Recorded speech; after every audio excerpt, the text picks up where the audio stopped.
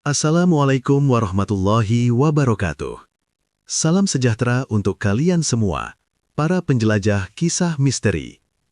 Selamat datang di Panggonan Wingit, tempat di mana cerita horor, kisah terlarang, dan misteri yang tersembunyi di balik dunia nyata akan kita buka satu persatu.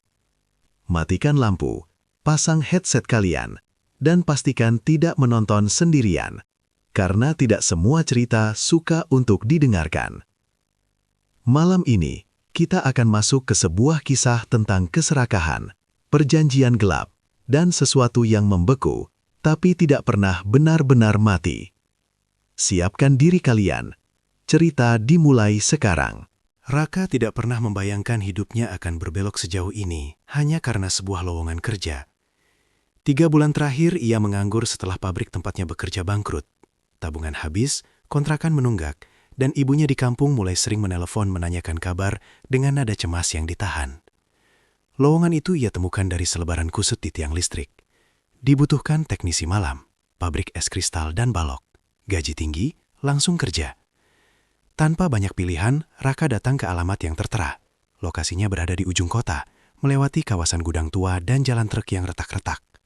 Kabut tipis menggantung meski matahari masih sore. Bangunan pabrik itu besar, tapi catnya kusam dan papan namanya sudah mulai pudar. Anehnya, tidak ada pos satpam di depan. Pintu gerbang terbuka sedikit, seperti sudah menunggu. Di dalam kantor kecil, proses wawancara berlangsung sangat cepat. Seorang pria rapi bernama Pak Surya, pemilik pabrik, hanya bertanya pengalaman kerja dan kesediaan masuk shift malam.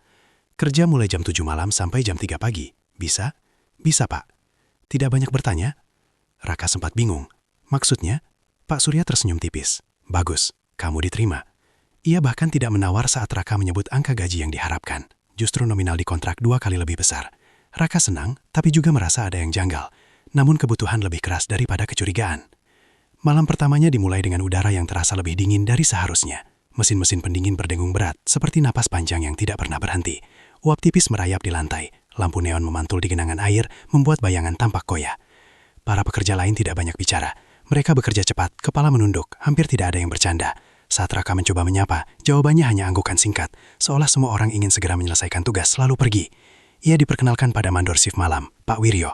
Usianya sekitar 60, tubuh kurus, jaket tebal tak pernah dilepas, tatapannya tajam tapi lelah. Kamu teknisi baru, katanya pelan, ikuti saya. Pak Wiryo menunjukkan panel kontol, jalur pipa, dan ruang kompresor.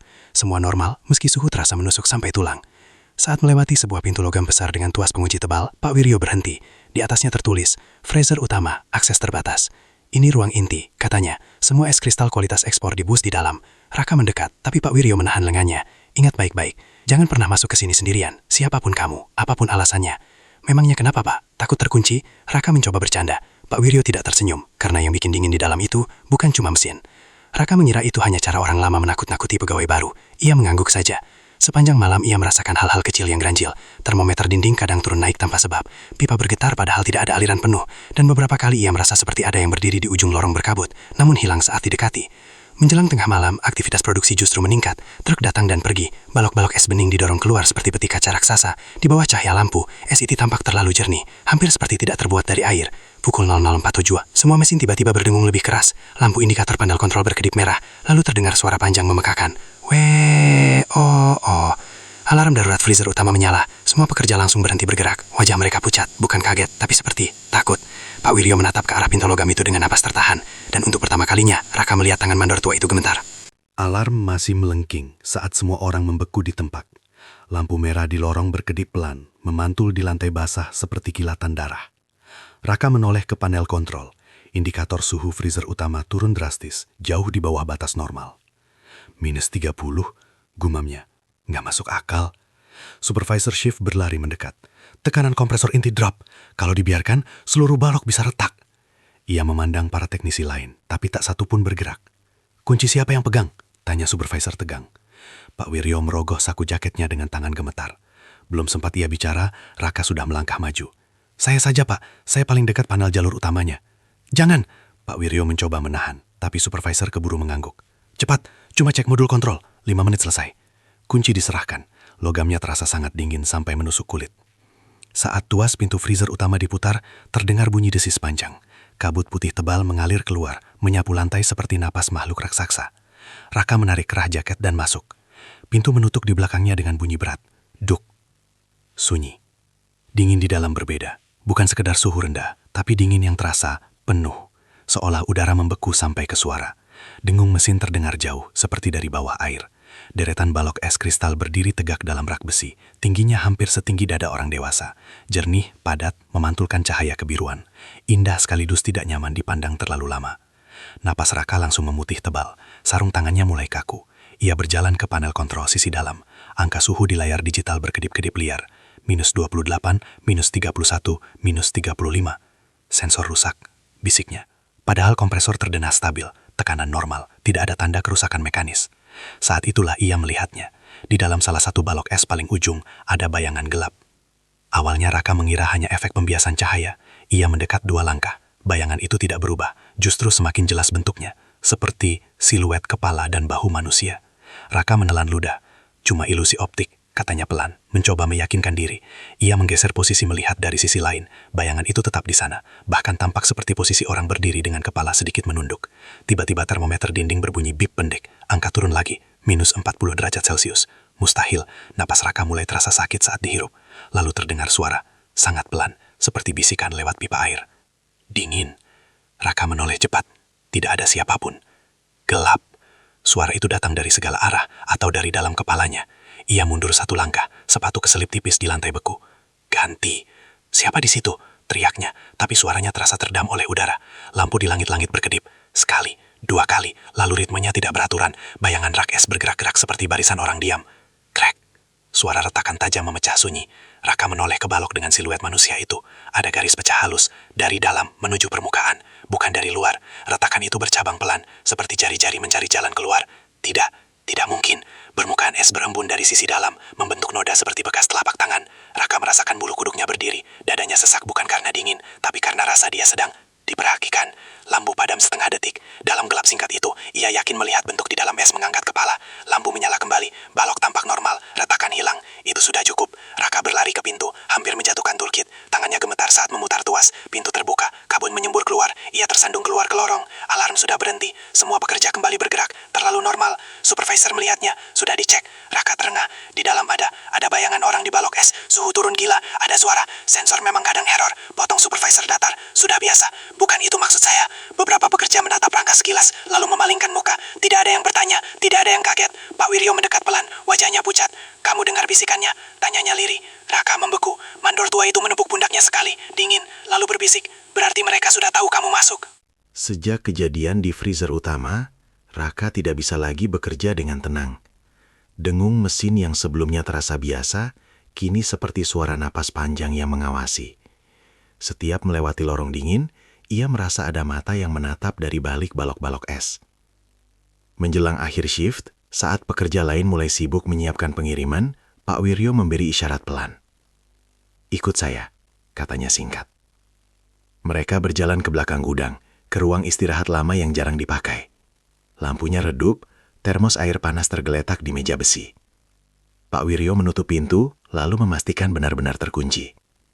"Duduk," ujarnya. Raka langsung bicara, suaranya masih tegang. "Pak, di dalam itu ada apa sebenarnya?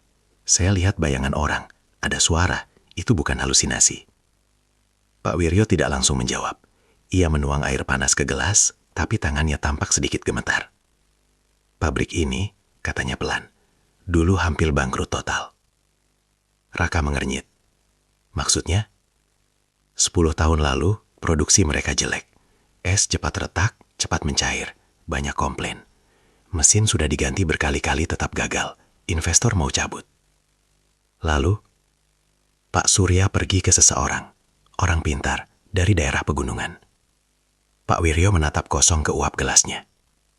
Sejak itu, sumur lama di belakang pabrik dibuka lagi. Padahal dulu sudah ditutup pemerintah karena ada kasus orang hilang. Raka merasakan dada mengencang. Kasus apa? Pak Wiryo mengabaikan pertanyaan itu.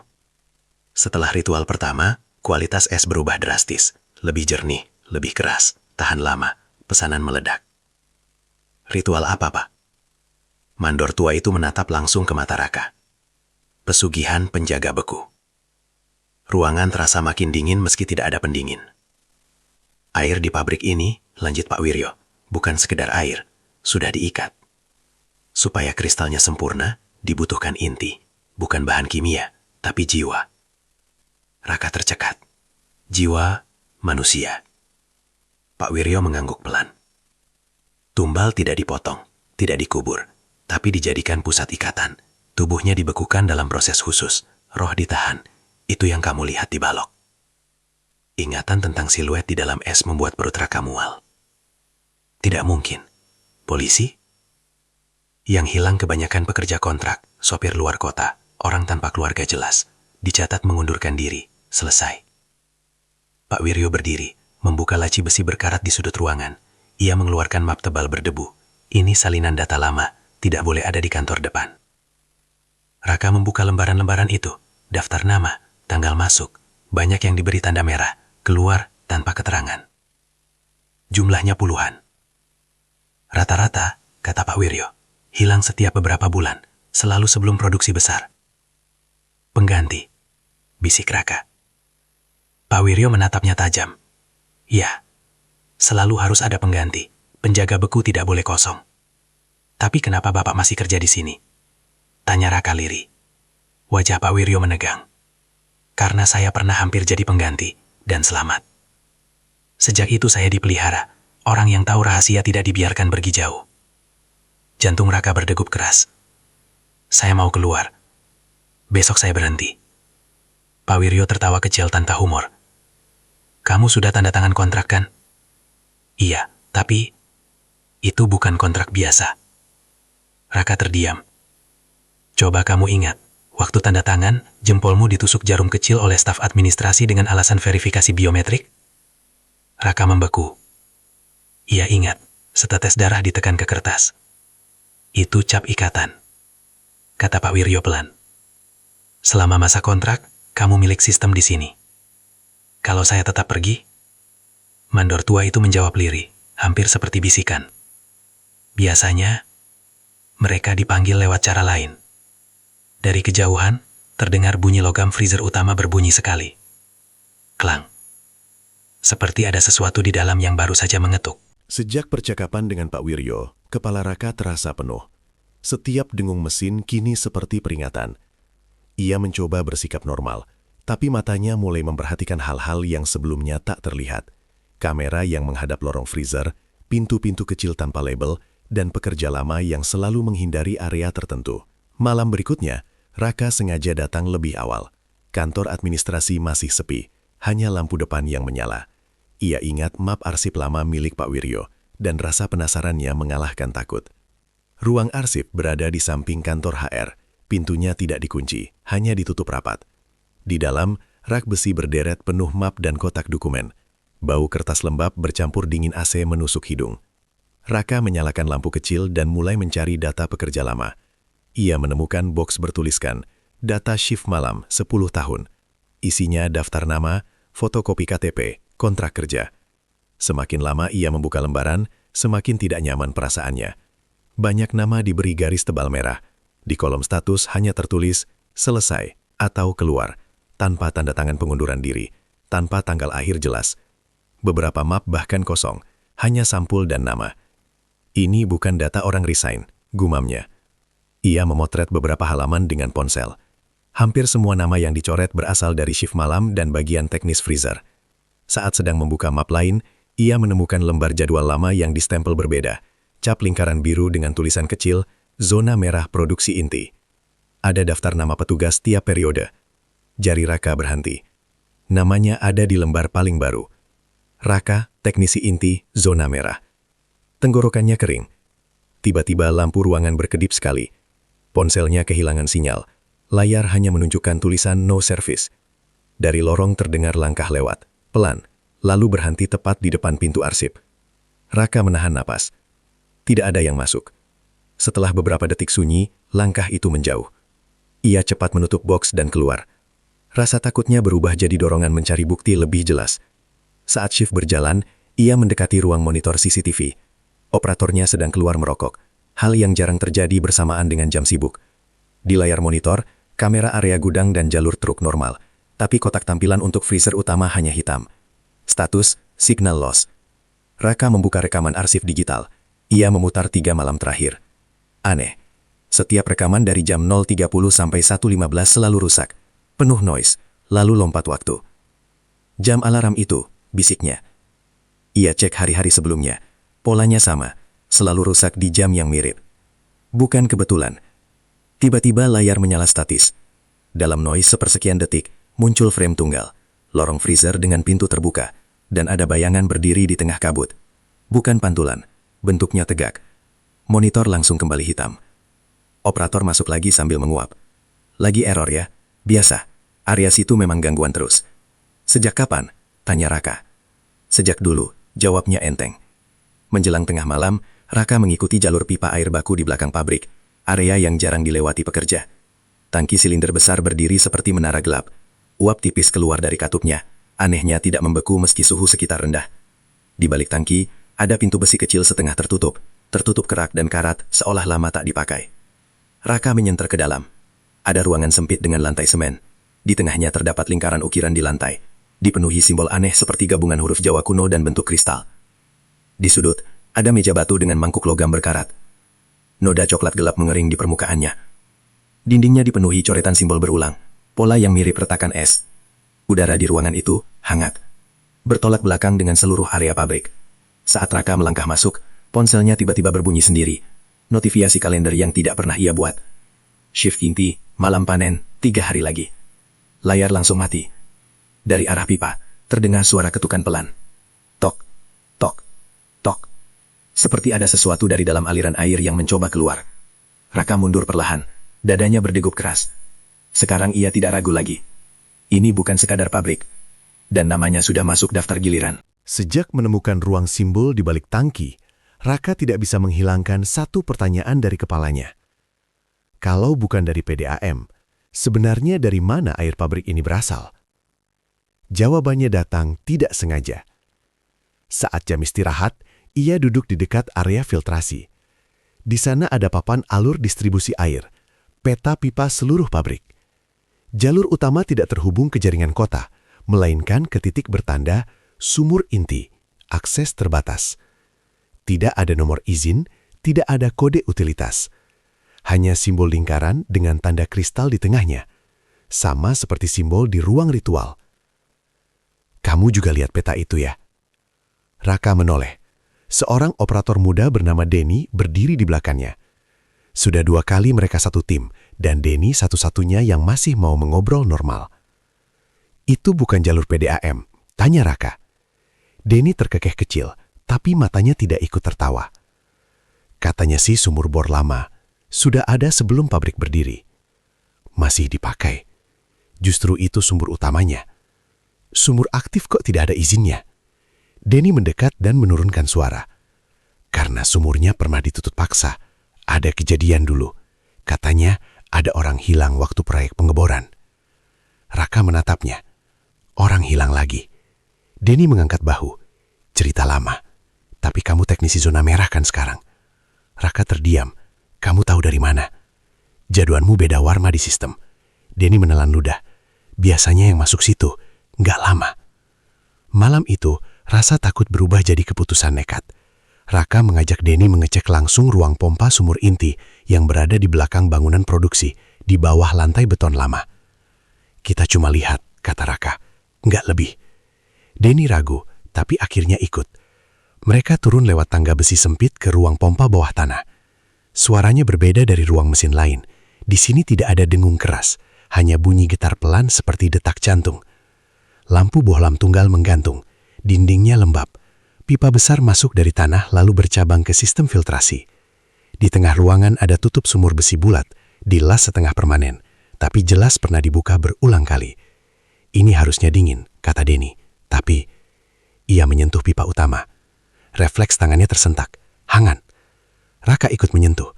Benar, pipa itu terasa suam, seperti dialiri air bersuhu tubuh, mustahil untuk sumber bahan baku es. Airnya hidup, bisik Denny tanpa sadar. Jangan bercanda. Aku nggak bercanda. Raka membuka katup samping kecil. Setetes air menetes ke telapak tangannya. Hangat, licin, terasa berat. Bukan seperti air biasa. Dari dalam sumur terdengar gema rendah, seperti napas panjang dari rongga dalam tanah. Tiba-tiba lampu berkedip, pompa bergetar lebih keras. Denny menyenter ke arah lorong pipa samping. Itu jalur ke tangki ritual kayaknya. Aku cek sebentar. Jangan jauh-jauh, kata Raka. Denny mengacungkan jempol lalu masuk lorong sempit di antara pipa. 10 detik, 20 detik. Den, panggil Raka. Tidak ada jawaban. Hanya bunyi getar pelan. Den, balik. Sunyi. Raka menyusul 2 langkah. Lorong itu kosong. Hanya pipa dan katup. Tidak ada pintu lain. Tidak ada belokan yang cukup besar untuk bersembunyi. Ini nggak lucu. Suaranya mulai gemetar. Tiba-tiba dari dalam pipa utama terdengar bunyi. Tok, tok, tok. Seperti ada jari mengetuk dari dalam aliran. Raka mundur perlahan. Ketukan itu dijawab dari pipa lain. Tok, tok. Lalu dari arah berlawanan. Tok, tok, tok. Seolah sesuatu bergerak mengikuti jaringan pipa, mengitali ruangan. Permukaan tutup sumur bergetar halus. Air merembes dari selalas, bukan menetes keluar, tapi seperti didorong dari dalam. Dalam genangan tipis itu, terbentuk gelembung, lalu pecah, mengeluarkan suara sangat pelan. Haus. Raka lari menaiki tangga tanpa menoleh lagi. Saat ia sampai di atas, lorong kembali normal. Suara mesin biasa, tidak ada tanda gangguan. Denny tidak pernah kembali ke lantai produksi malam itu. Di papan absensi, statusnya berubah otomatis. Tidak hadir, diganti shift inti. Dan jumlah produksi es kristal malam itu naik paling tinggi sepanjang bulan. Hilangnya Denny membuat suasana pabrik semakin tidak wajar. Anehnya, tidak ada pengumuman resmi, tidak ada pencarian. Saat Raka menanyakan ke supervisor, jawabannya singkat dan datar. Resign mendadak, sudah biasa. Semalam dia bareng saya, bantah Raka. Supervisor hanya menatapnya sebentar, lalu pergi tanpa jawaban. Menjelang tengah malam, pesan masuk ke ponsel internal kerja Raka. Nomor tanpa nama. Ke kantor utama, sekarang S. Lorong kantor depan gelap. Hanya satu ruangan yang menyala, ruang pemilik. Pintu terbuka sedikit. Dari dalam terdengar musik klasik pelan, aneh untuk jam kerja malam di pabrik es. Pak Surya duduk rapi di belakang meja kayu. Jasnya tetap licin tanpa noda. Di hadapannya ada 2 cangkir teh mengepul. Masuk Rak, katanya ramah, seolah mereka sedang rapat siang hari. Raka berdiri kaku. Bapak mau ketemu saya? Tentu, duduk. Kamu karyawan menarik, cepat belajar, berani masuk area yang orang lain hindari. Nada suaranya halus, terlalu halus. Raka tidak menyentuh tehnya. Teman saya hilang. Pak Surya tersenyum tipis. Di industri, orang datang dan pergi. Tanpa jejak. Jejak itu relatif. Hening menekan ruangan. Pak Surya membuka laci, mengeluarkan map kulit hitam. Ia mendorongnya ke depan. Mari bicara terbuka saja. Kamu sudah melihat terlalu banyak. Isi map itu kontrak kerja Raka. Tapi bukan salinan biasa. Di halaman terakhir ada cap merah gelap berbentuk sidik jempol. Bukan tinta. Warnanya coklat kehitaman di tepi. Darah. Ini ilegal, kata Raka pelan. Itu persetujuan biologis, jawab Pak Surya tenang. Ikatan niat dan tubuh. Sistem lama. Sangat efektif. Saya mau keluar. Boleh, kata Pak Surya lembut. Semua orang boleh keluar. Ia berhenti sejenak. Tidak semua orang boleh hidup setelah keluar. Raka merasakan dingin merambat dari punggung. Pak Surya berdiri, berjalan ke jendela yang menghadap area produksi. Dari sana terlihat truk-truk dan uap dingin membumbung. Kamu tahu berapa rumah sakit, restoran, nelayan, dan pasar yang bergantung pada es kami? Ribuan orang makan dari sini. Ia menoleh. Sedikit pengorbanan untuk kesejahteraan banyak orang. Itu bukan kejahatan, itu keseimbangan. Itu pembunuhan, kata Raka tegas. Itu pemilihan, jawabnya. Dan kamu terpilih. Pak Surya membuka tablet di mejanya. Muncul jadwal produksi bertanda merah. Siklus inti, 2 malam lagi. Nama teknisi inti, Raka. Enggak, bisik Raka. Penjaga beku butuh pengganti berkala. Inti lama sudah retak. Pak Surya mengusap layar. Foto balok es dengan siluet di dalamnya muncul. Penuh garis halus seperti jaring. Strukturnya melemah. Denny? Tanya Raka lirih. Pak Surya tidak menjawab. Dan itu sudah cukup sebagai jawaban. Siapapun yang tahu struktur pesugihan, lanjutnya, tidak bisa dilepas. Kalau keluar, ikatan rusak. Produksi hancur. Banyak yang menderita. Kamu tidak mau itu terjadi kan? Manipulatif. Menekan rasa bersalah, Raka berdiri. Saya tidak setuju. Pak Surya mengangguk kecil, seolah sudah menduga. Ia menekan tombol intercom. Pak Wiryo, siapkan jalur inti. Freezer utama masuk mode siklus baru. Dari speaker terdengar suara mandor tua itu, pelan dan berat. Siap. Raka menatap tajam. Bapak bilang 2 malam lagi. Pak Surya tersenyum. Persiapan dimulai sekarang. Pendinginan bertahap. Tubuh manusia tidak boleh kaget saat jadi inti. Perut Raka terasa jatuh. Mulai malam ini, suhu area kamu akan diturunkan. Itu sebabnya disebut zona merah. Ia menatap Raka lurus. Nikmati sisa hangatmu. Saat Raka mundur ke pintu, Pak Surya menambahkan dengan nada hampir ramah. Jangan coba kabur. Sistem kami selalu menemukan yang sudah menandatangani dengan darah. Di luar ruangan, sirena pendek berbunyi sekali. Di monitor lorong, status freezer utama berubah. Mode inti, aktif. Malam itu pabrik tidak terasa seperti tempat produksi, tapi seperti tempat menunggu eksekusi. Semua lampu menyala lebih terang. Semua mesin bekerja di kapasitas penuh. Truk-truk antri lebih banyak dari biasanya. Di papan digital produksi, target melonjak 2 kali lipat. Di sudut layar tertulis berkedip merah. Malam panen kristal. Siklus inti. Udara begitu dingin sampai napas terasa perih. Bahkan di luar ruang pendingin, embun membeku di pagar besi. Para pekerja bergerak lebih cepat, tapi lebih diam. Tidak ada obrolan, tidak ada candaan. Seolah semua sudah tahu, dan memilih tidak memikirkan. Raka mengenakan jaket berlapis, tetap saja tulangnya terasa ngilu. Sejak status mode inti aktif, tubuhnya seperti tidak bisa hangat sempurna.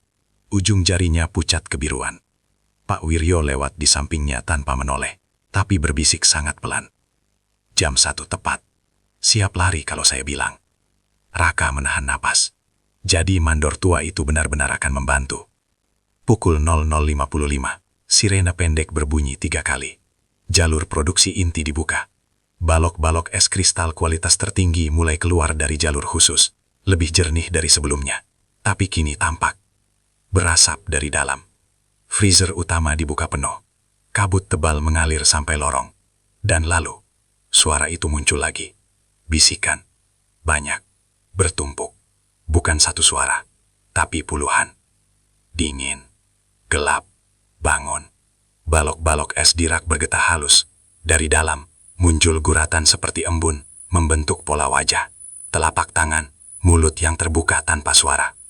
Roh-roh di dalam inti, aktif. Beberapa pekerja menunduk dan memakai penutup telinga, seolah ini prosedur biasa. Raka gemetar. Mereka sadar. Pak Wiryo muncul membawa troli alat. Memang, malam panen, ikatan dilemahkan supaya inti baru bisa masuk. Maksudnya saya, kata Raka pahit. Pak Wiryo akhirnya menatapnya penuh. Dulu, itu harusnya saya. Raka tertegun. Apa? 8 tahun lalu saya teknisi inti.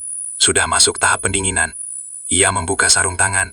2 jarinya tampak hitam permanen seperti bekas radang dingin parah. Saya setengah membeku di meja ritual. Lalu, ada gangguan mesin. Saya hidup, tapi tidak sempurna. Sejak itu saya disisakan. Tidak boleh keluar, tidak boleh mati. Sirena panjang berbunyi. Lampu berubah kebiruan. Dari ruang sumur inti, uap hangat naik, bertabrakan dengan kabut dingin, menciptakan pusaran tipis seperti namas raksasa. Simbol di lantai jalur pipa menyala redup, seperti dilapisi embun bercahaya. Ritual mulai, bisik Pak Wiryo. Sekarang atau tidak sama sekali. Ia membuka panel servis di dinding freezer, bukan panel biasa, tapi jalur bypass kompresor.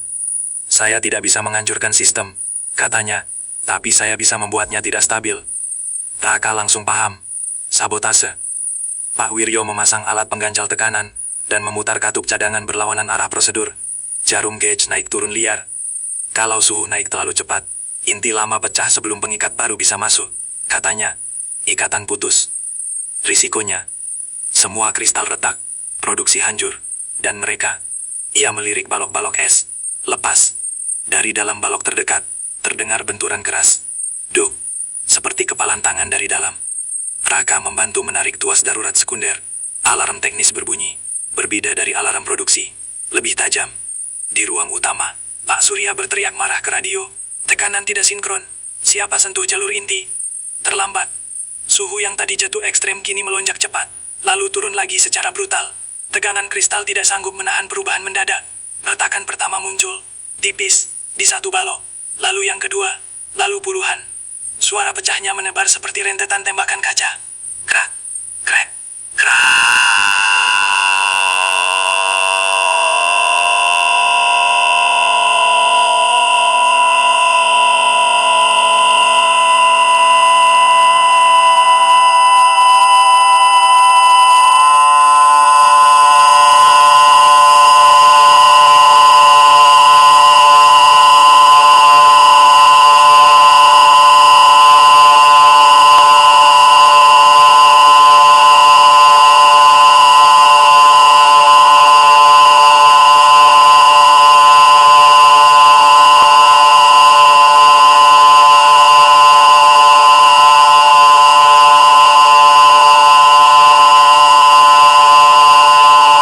Gelap total menyelimuti pabrik.